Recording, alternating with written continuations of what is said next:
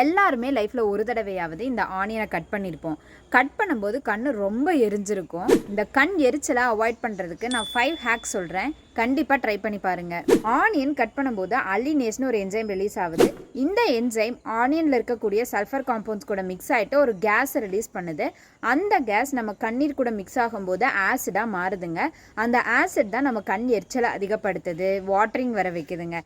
ஆனியனை கட் பண்ணுறதுக்கு முன்னாடி 30 நிமிஷம் ஃப்ரிட்ஜ்லேயோ 10 நிமிஷம் ஃப்ரீசர்லேயோ வச்சிங்கன்னா கோல்டு டெம்பரேச்சர்னால கெமிக்கல் ரியாக்ஷன் ஸ்லோ ஆகிட்டு கேஸ் ரிலீஸ் ஆகிறது கம்மியாக இருக்குங்க.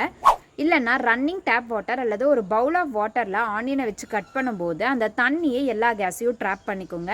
பிளண்டான நைஃப் யூஸ் பண்ணும்போது தாங்க ஆனியன் ரொம்ப க்ரஷ் ஆகி அலினேஸ் என்சைம் நிறையா ரிலீஸ் ஆகுது. ஸோ நீங்கள் ஷார்ப் நைஃப் யூஸ் பண்ணிங்கன்னா ஆனியன் க்ரஷ் ஆகிறதையும் அவாய்ட் பண்ணிக்கலாம், இந்த இரிட்டன் கேஸ் ரிலீஸ் ஆகிறதையும் அவாய்ட் பண்ணிக்கலாம். ஆனியனை கட் பண்ணும்போது ஒரு கேண்டிலை லைட் பண்ணி வச்சிங்கன்னா அந்த ஃப்ளேமே இந்த கேஸ் எல்லாத்தையும் பிரேக் டவுன் பண்ணிடுங்க. ஆனியனில் இந்த ரூட் பகுதியில் தாங்க அதிகமாக அலினேஸ் என்சைம் இருக்குது. ஸோ நீங்கள் ஃபர்ஸ்ட் இந்த ரூட் கட் பண்ணிங்கன்னா எக்ஸ்போஷர் அதிகமாக இருக்கும். ஸோ கண் எரிச்சல் அதிகமாக இருக்கும். ஸோ இதை கடைசியாக கட் பண்ணிங்கன்னா நீங்கள் எரிச்சலை கம்மிப்படுத்திக்கலாம்.